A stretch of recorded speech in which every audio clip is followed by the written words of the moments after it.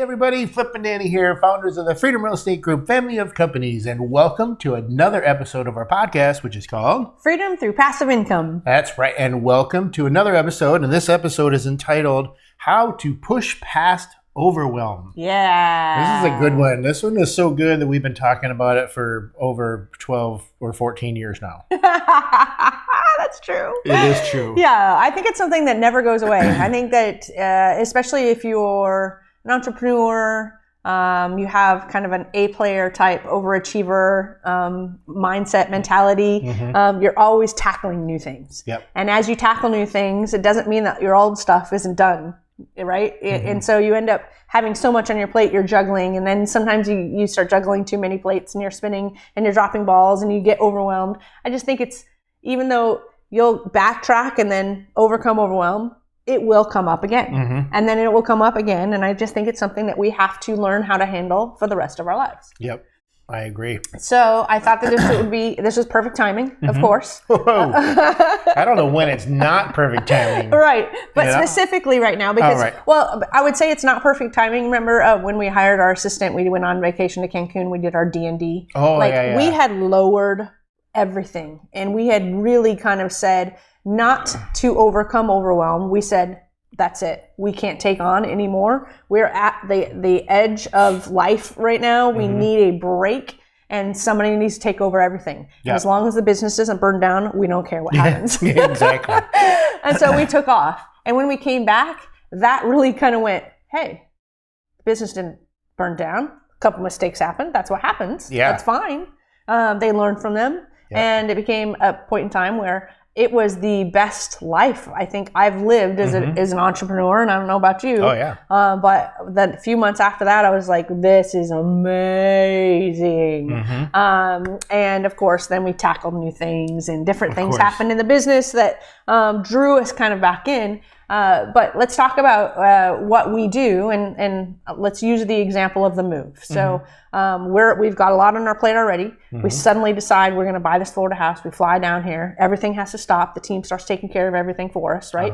We're grateful that we have that. And we just did 4 episodes about that.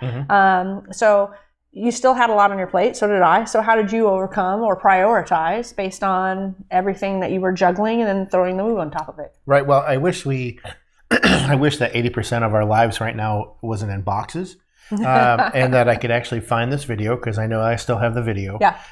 And it was probably, it's 2022 now, so it was probably 10 to 12 years ago. Danny and I were coaches. We had our own coaching program, and there's a video, and I know exactly what room we were in our Texas house, and you had not a whiteboard, but you had the white piece of paper, the presentation pad or whatever. Oh, yeah. And you drew a giant elephant, a big green elephant, and we did an episode called The Big Green Elephant and how to overcome overwhelm. Yeah. And it was like, when you look at the big elephant as a whole, you can't eat that elephant. But now you can eat the elephant. Not that I condone eating elephants, but one bite at a time. Yes. And over a period of time, just one bite at a time, all of a sudden, next thing you know, the elephant's gone. Yeah. And so when we got here, like we had said about the house, there wasn't anything huge, but there was a lot of little things. And so when I looked at that, I was just like, oh my gosh, just the eyes roll back in the back of my head, and I'm just like, I'm done, right? And so it was making a list. And I'm like, okay, I'm going to work on these today. I'm going to work on these tomorrow. Call the contractors. You're coming out tomorrow. Call the contractor for you guys are coming out on Wednesday. Yeah. And so we broke it down. And of course, then at one point I actually had 2 contractors for the same thing come out at the same time. That was fun.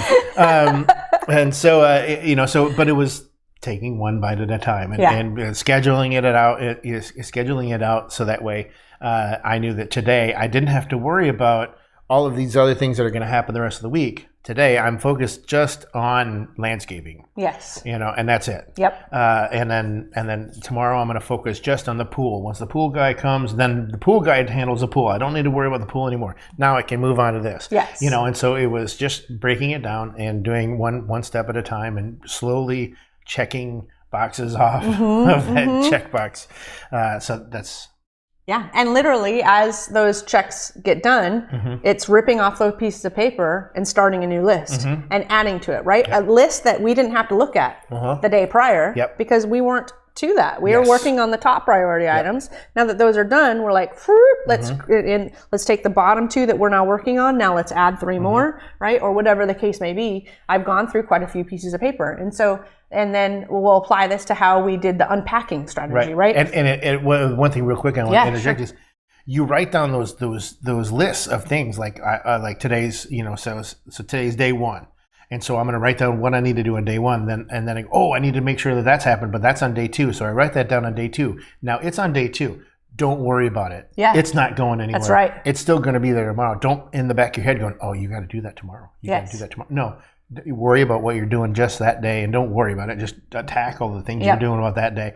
Don't think about the things you need to do on day 2 and day 3, because guess what? They're still going to be there. Yes. So just leave them be. Yes. You wrote it down, and because you wrote it down, that gies you peace of mind, so now you don't have to think about it. Yes. Because tomorrow when you look at your list, you're like, there it is. Yes. Yeah. And we are the king and queen of brain dump, right? Yeah, We've got papers that we have, and particularly for this house, we have a notebook that was specific to this house. And different sections of the notebook are, what do we need to buy? What do we need to do? What is our budget looking like? How much have we spent?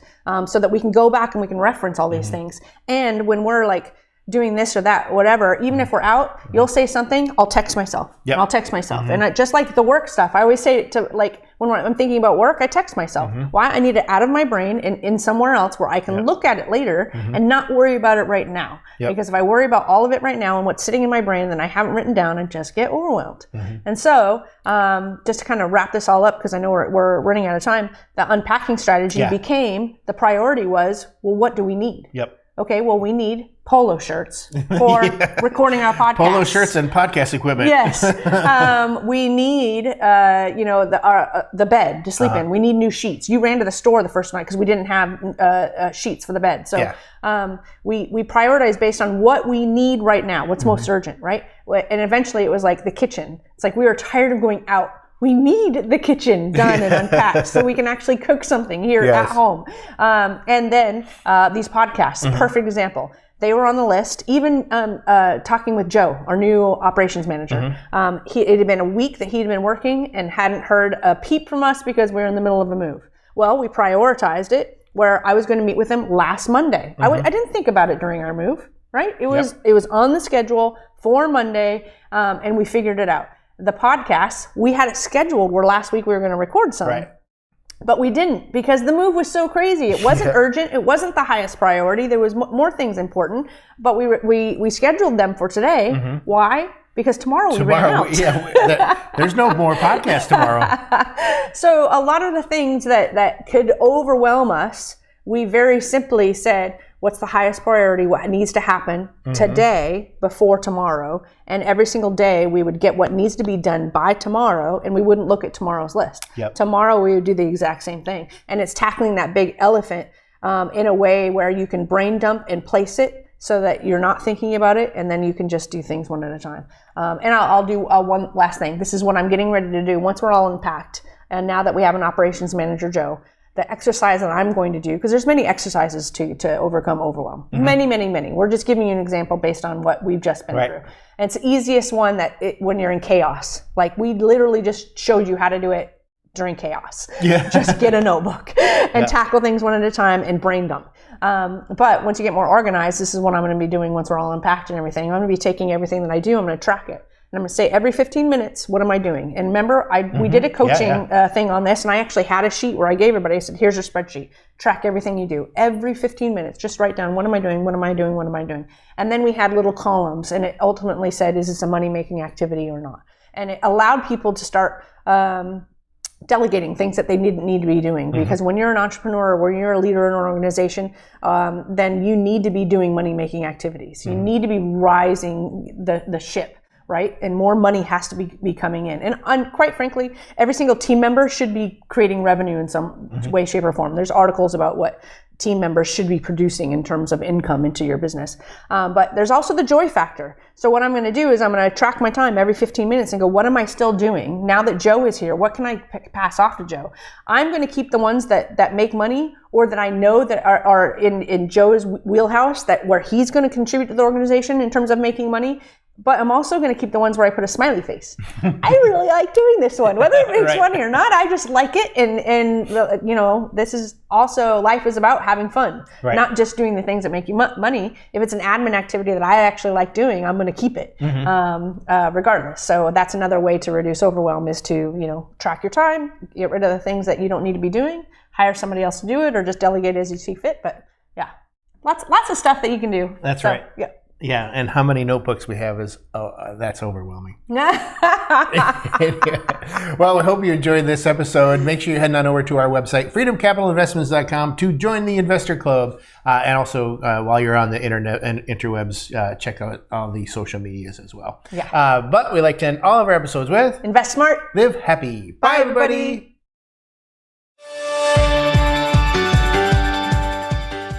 Nothing on this show should be considered specific, personal, or professional advice. Please consult an appropriate tax, legal, real estate, financial, or business professional for individualized advice. Opinions and information on the show are not guaranteed. All investment strategies have the potential for profit and loss.